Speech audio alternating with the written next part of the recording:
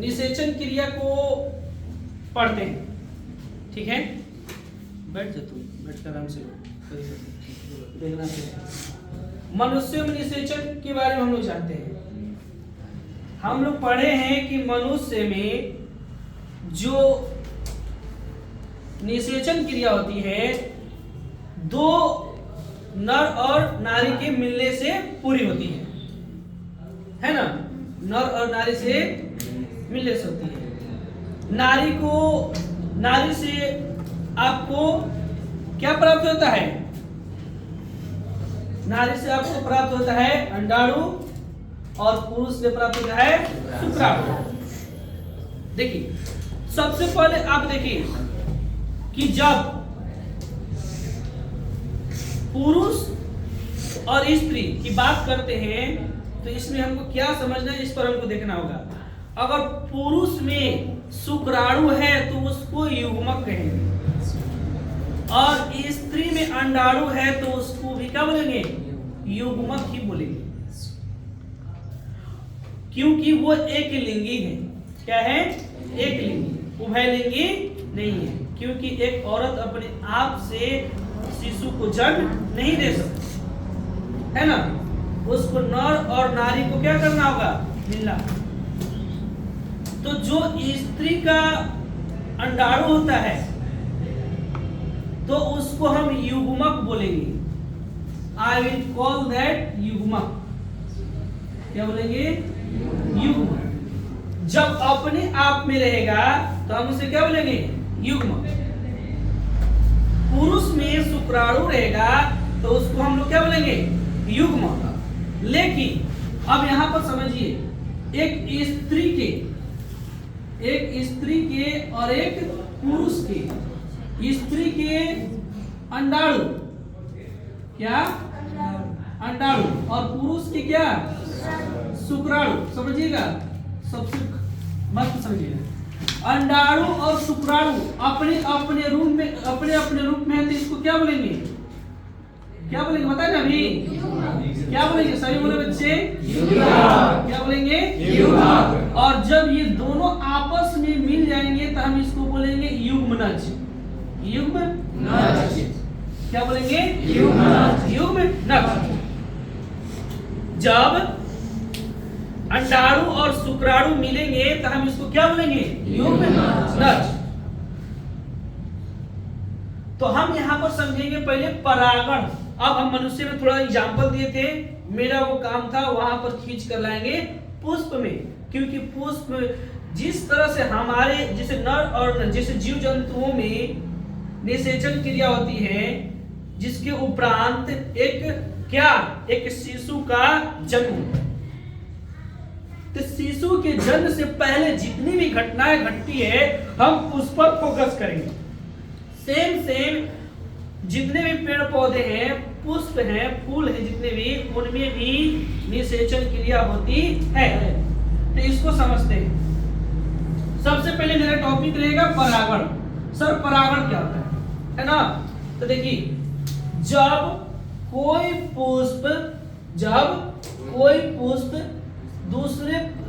पुष्प वहां से अपना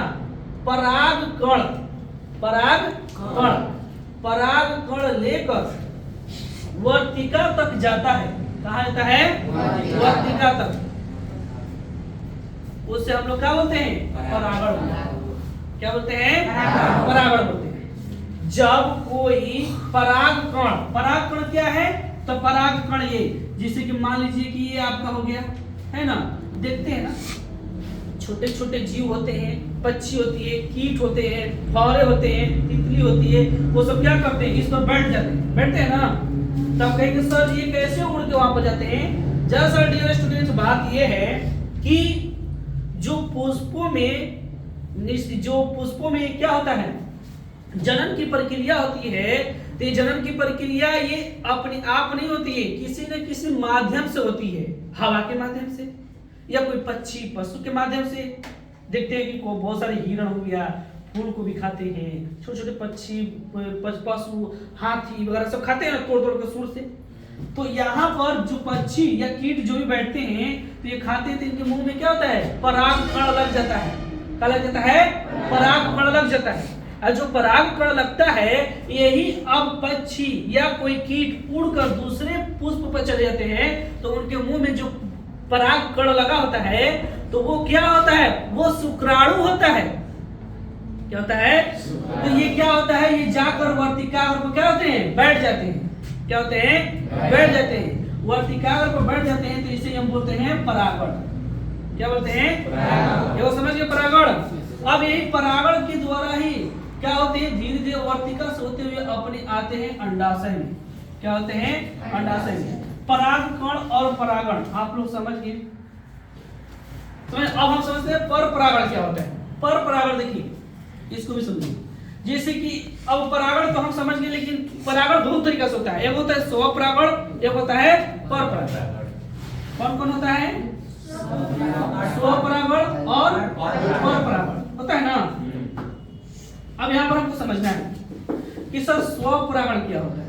तो डियर स्टूडेंट्स यहाँ पर देखिए, यहाँ पर समझिए कि जब एक ही पौधे में से निकले हुए दो पुष्प अगर इसी में से परागकण निकलकर अगर इसमें आ जाते हैं, अगर इसी में से निकलकर परागकण इसी में आ जाते हैं तो हम उसे क्या बोलते हैं? परागण।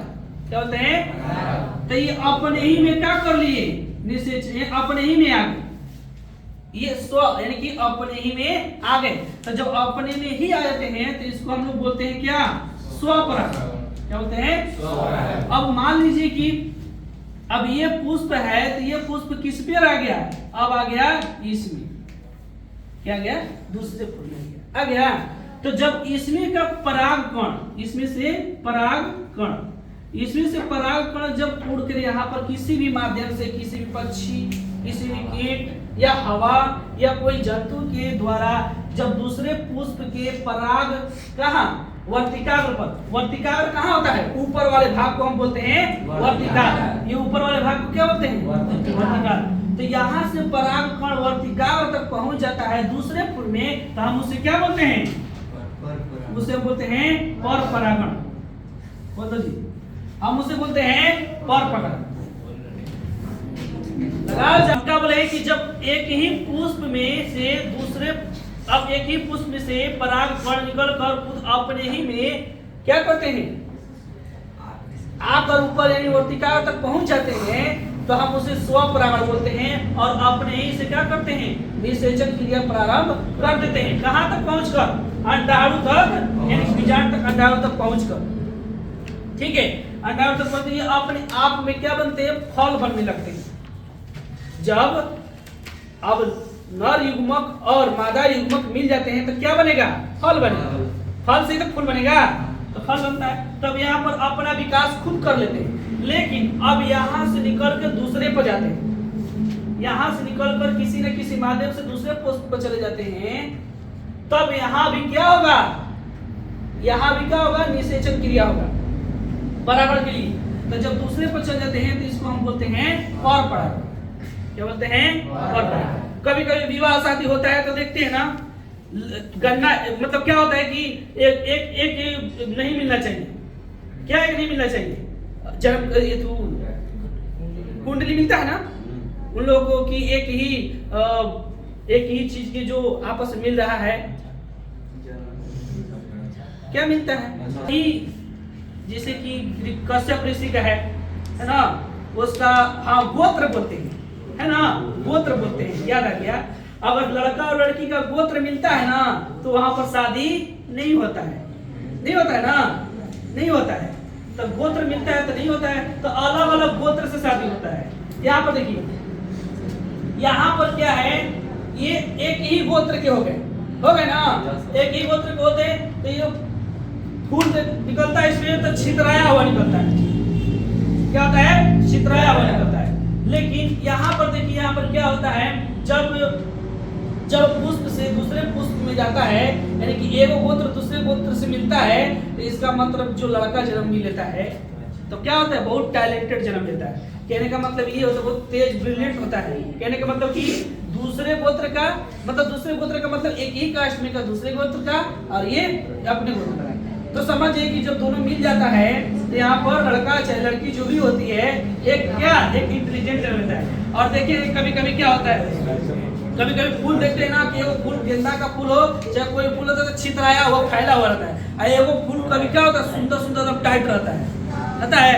तो वही है क्या कि एक पुष्प से परागकण निकलकर दूसरे पुष्प में जाता है किसी माध्यम से, तो हम उसे बोलते हैं परपरागण। और एक पुष्प से परागकण निकलकर अपने ही पुष्पों में जब आकर परागण से मिलता है तो हम उसे बोलते हैं स्वपरागण। ये समझ गए? अब भ्रूण समझिए, भ्रूण क्या है? ठीक है, भ्रूण और भ्रूण कोश को समझते हैं। जब यहाँ पर परागकण आ गया, क्या गया? परागकण। अंडाणु और शुक्राणु मिलता है ना, तो जब नर और मादा का शुक्राणु मिल जाता है तो क्या होता है जी? एक भ्रूण तैयार होता है। एक क्या होता है? युग्मनज तैयार होता है ना। क्या होता है? युग्मनज। और युग्मनज से क्या बनता है? भ्रूण तैयार होता है। तो जो भ्रूण तैयार होता है यही बोल रहे हैं कि जब यहाँ पर वर्तिकाग्र तक आ जाता है, क्या वर्तिकाग्र तक क्या होता है? परागकण। जब परागकण आता है तो इसके माध्यम से कहाँ चलाता है? अंडाशय में, यानी कि यहाँ पर बीजांड में चलाता है। तो यहाँ पर आता है तो यहाँ पर सबसे पहले दो चीज होता है। कोई भी पुष्प में दो शुक्राणु आते हैं। कितने आते हैं? दो शुक्राणु, यानी कि दो परागकण आते हैं। कितने आते हैं? दो। जब दो आते हैं तो यहाँ पर तीन जो स्त्री में रहता है, स्त्री में मतलब कौन? अंडाणु में। तो कितने अंडे रहते हैं? 3। कितने रहते हैं? 3। कितने रहते हैं? 3। और ऊपर से आया है कितना? 2 पुरुष में से, यानी कि परागकण आया है 2 और उधर कितना है? 3।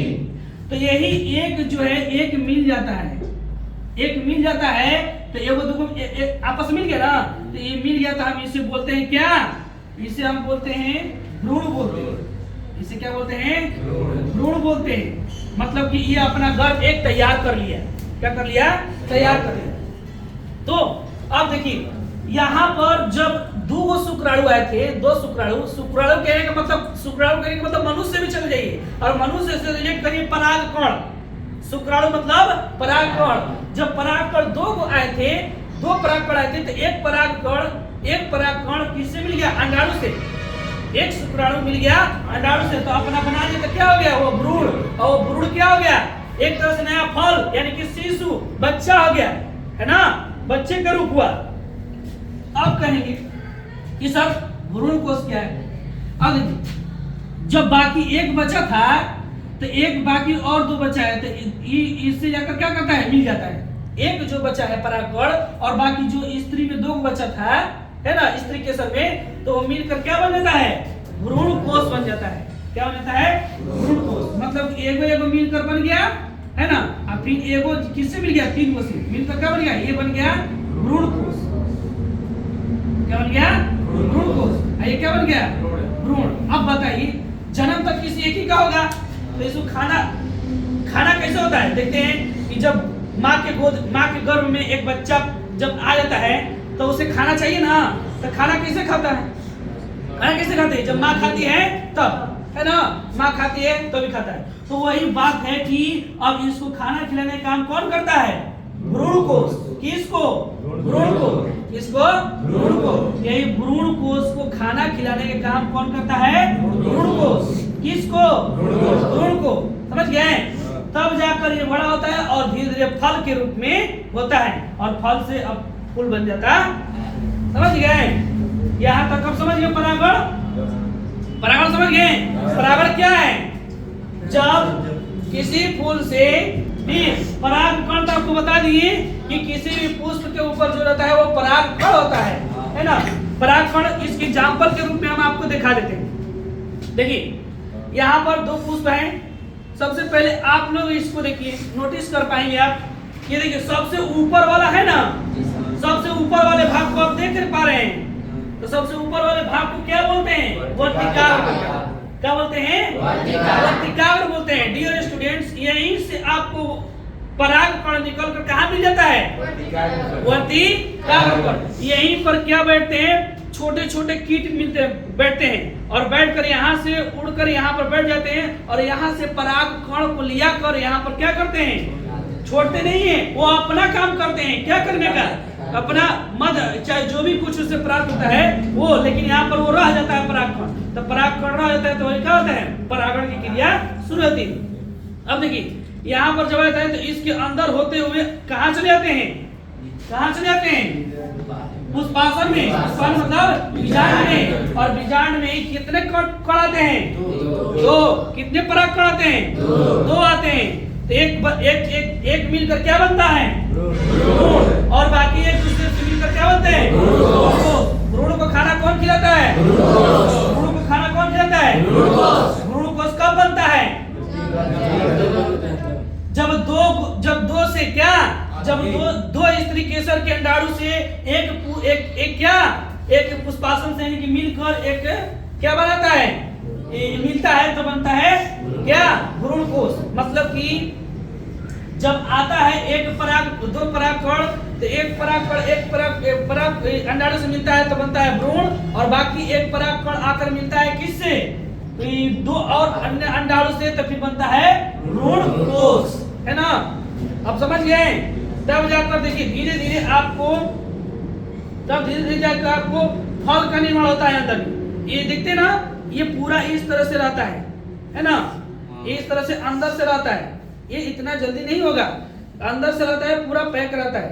तब धीरे धीरे क्या होता है, खुलता है ना। कब होता है, जब यही पराग कण यहाँ पर अंदर आ जाता है, तब धीरे धीरे इसमें से छोटे छोटे गेंदा देखते तो लंबा लंबा निकला रहता है ना, निकलता है। तो फिर कुछ दिन के बाद धीरे धीरे वो भी क्या होते हैं, फट जाते हैं। फट कर क्या होते हैं, देखिए फट गया ना, ये जो इस तरह से आकार देख रहे हैं ना, ये फट है, ये जो आकार देख रहे हैं आप लोग, ये आप लोग इस तरह से देख रहे हैं ना, भी की तरह आकार है। ये कोई काटा नहीं है क्या चीज से, ये कोई बनाया नहीं है, ये क्या हुआ है, ये अपने ही से ऊपर से क्या हुआ है, फटा है। जब फटा है, इसे इतनी केला का छील खाते हैं ना, तो उसी तरह यहाँ पर क्या है, यहाँ पर इस तरह से पूरा पैक। तो जब ये अपना फल बड़ा हो जाता है, तो फल बड़ा होने पर क्या होता है, फट जाता है। और जब फट जाता है तो उसमें से धीरे धीरे फल बड़ा होकर निकल जाता है, और फल समझ जाता है फूल। और यही फूल फिर एक तरह से एक और नया तैयार होता है, किसको लेकर, पराग कण को, और फिर फूल को लेकर और फल को लेकर फिर नया जमता है। समझ गए सब लोग।